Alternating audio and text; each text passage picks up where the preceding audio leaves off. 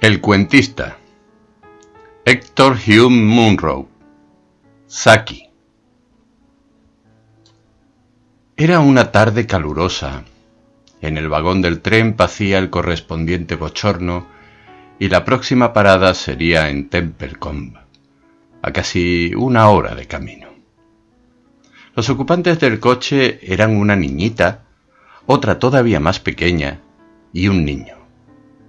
Una tía, propiedad de estos niños, ocupaba un puesto de esquina, y en el otro extremo, al frente, había un solterón ajeno al grupo. Pero lo cierto es que las niñitas y el niño ocupaban rotundamente aquel compartimiento. Tanto la tía como los niños eran locuaces de una manera limitada e insistente, que hacía recordar las cortesías de una mosca que se rehúsa a ser disuadida.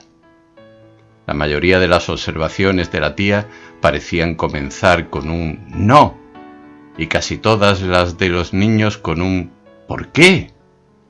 El solterón no decía nada en voz alta. «¡No, Cyril, no!», exclamó la tía al ver que el niño empezaba a dar palmadas a los cojines del asiento, levantando una nube de polvo a cada golpe. «Ven a mirar por la ventanilla», agregó. El niño se acercó con desgano a la ventanilla. «¿Por qué están sacando las ovejas de ese campo?», preguntó. «Me imagino que las llevan a otro con más hierba», dijo la tía, no muy convincente. «Pero si hay montones de hierba en ese campo», protestó el niño. «Allá no hay nada más que hierba, tía. Hay montones de hierba en ese campo». «Tal vez la del otro sea mejor», sugirió la tía tontamente. «¿Por qué es mejor?», fue la instantánea e inevitable pregunta. «¡Oh, mira las vacas!», exclamó la tía. En casi todos los campos, a lo largo de la carrilera, había vacas o novillos, pero había hablado como si señalara una rareza. «¿Por qué es mejor la hierba del otro campo?», insistió Cyril.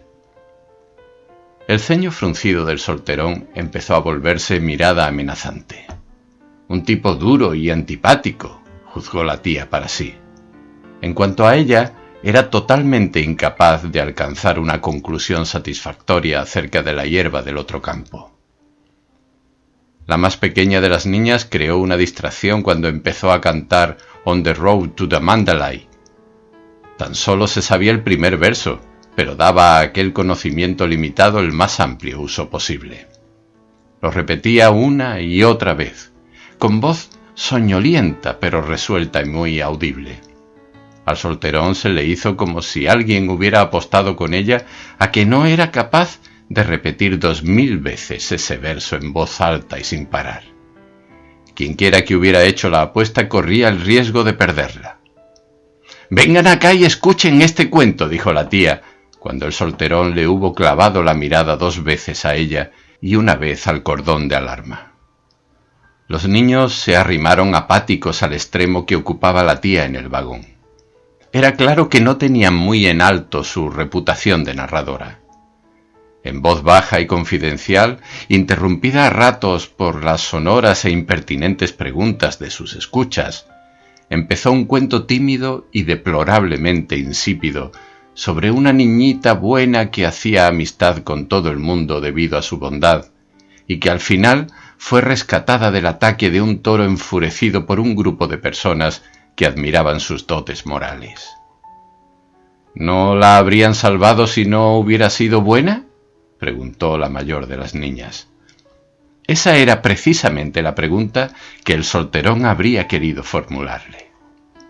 «Bueno, sí», admitió la tía, no muy persuasiva, «pero no creo que hubieran corrido tan rápido a ayudarla si no les hubieran agradado tanto».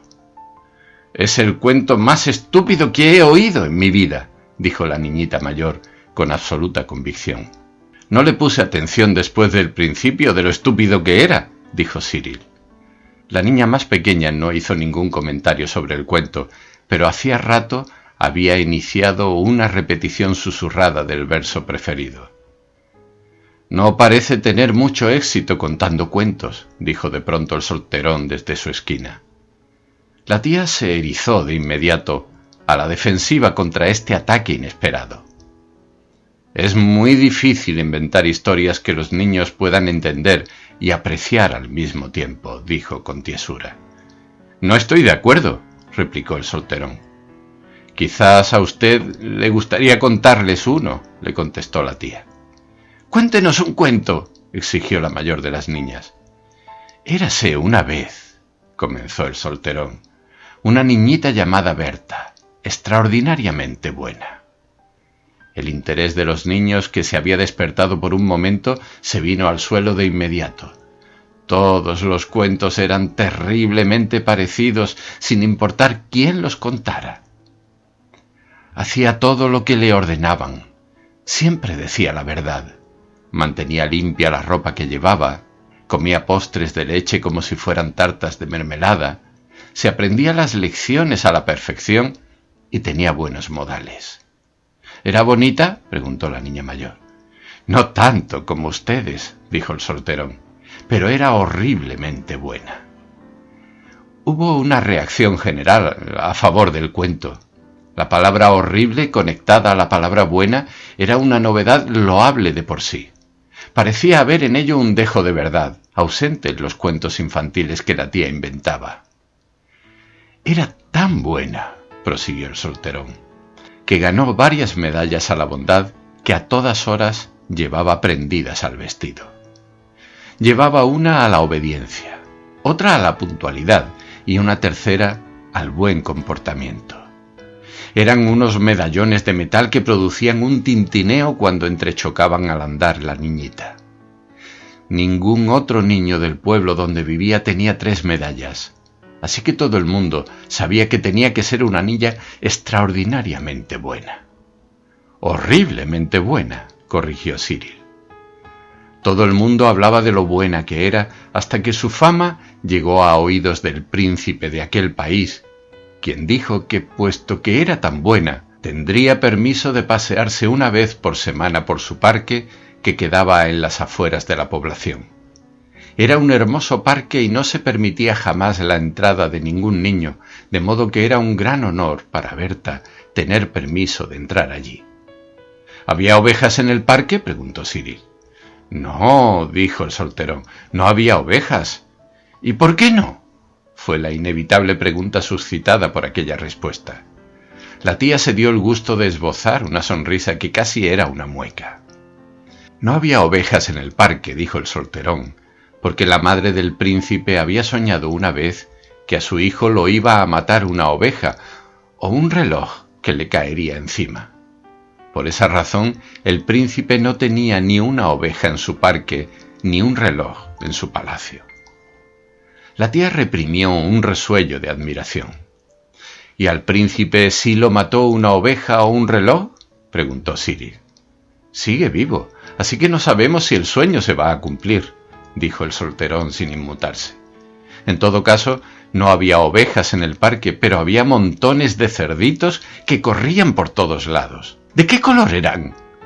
Negros con caras blancas, blancos con manchas negras, negros del todo, blancos con motas grises y algunos blancos por completo. El narrador hizo una pausa para dejar que la imaginación de los pequeños se formara una idea de los tesoros de aquel parque y luego prosiguió. Berta se llevó una decepción al descubrir que no había flores en el parque. Les había prometido a sus tías, con lágrimas en los ojos, que no cortaría ninguna de las flores del amable príncipe, y tenía la intención de cumplir su promesa, así que por supuesto se sintió como una tonta al encontrarse con que no había flores que cortar. ¿Y por qué no había flores? Porque los cerditos se las habían comido todas, dijo enseguida el solterón. Los jardineros le habían dicho al príncipe que no se podía tener juntos flores y cerditos, así que él decidió tener los cerdos y quedarse sin flores.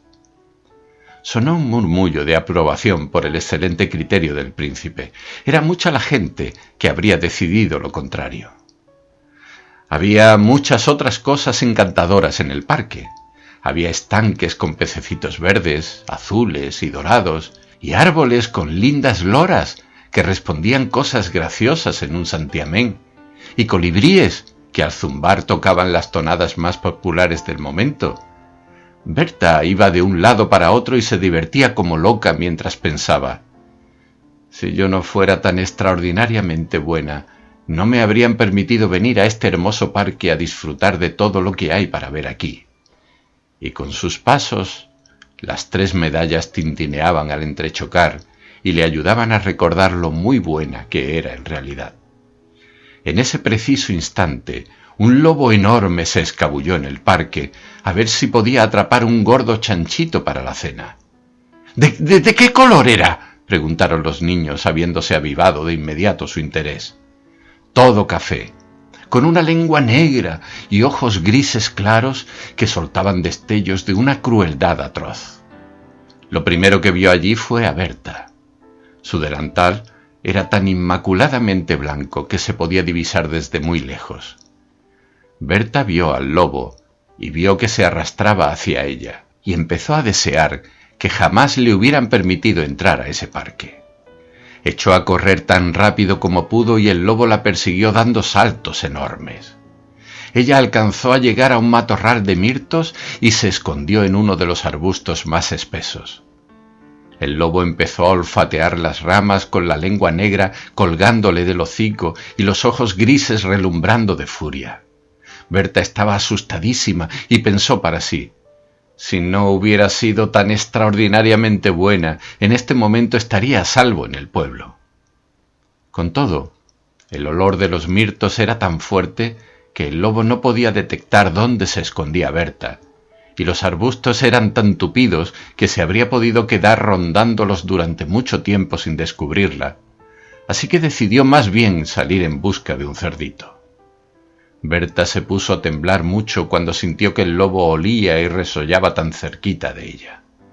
Y al temblar hizo que la medalla de obediencia chocara con las de buena conducta y puntualidad. El lobo estaba a punto de marcharse cuando oyó el tintineo de las medallas y aguzó las orejas.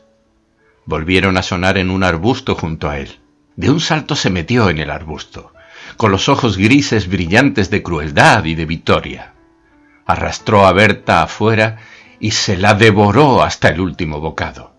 Solo quedaron los zapatos, pedacitos de ropa y las 3 medallas ganadas por ser buena. ¿Y mató algún cerdito? No, todos escaparon. El cuento empezó mal, dijo la menor de las niñas, pero al final fue lindo. Es el cuento más lindo que he oído, sentenció la mayorcita con suma decisión. Es el único cuento bonito que he oído, dijo Cyril. La tía emitió una opinión disconforme. ¿Qué cuento más impropio para contarles a los niños? Usted acaba de minar los resultados de años de enseñanza cuidadosa. Sea como fuere, dijo el solterón mientras recogía sus pertenencias antes de abandonar el coche, los tuve quietos durante 10 minutos, lo cual es más de lo que usted pudo. Pobre mujer, se dijo para sí mientras recorría el andén de la estación de Templecombe. Durante los próximos 6 meses, esos niños la van a abochornar en público pidiéndole que les cuente un cuento impropio.